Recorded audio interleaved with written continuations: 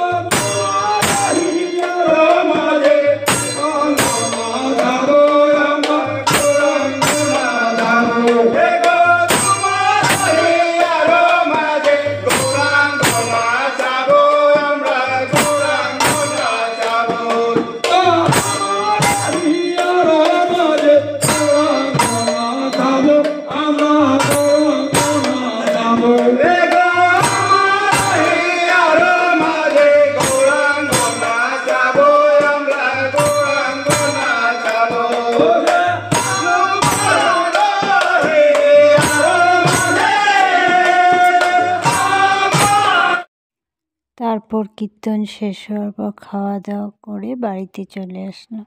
আজকের ভিডিওটা এখানেই শেষ করছি। সবাই সুস্থ থাকুন, ভালো থাকুন এবং সাবধানে থাকুন। আবারও একটা নতুন ভিডিওর সঙ্গে আপনাদের সঙ্গে আবারও দেখা হবে।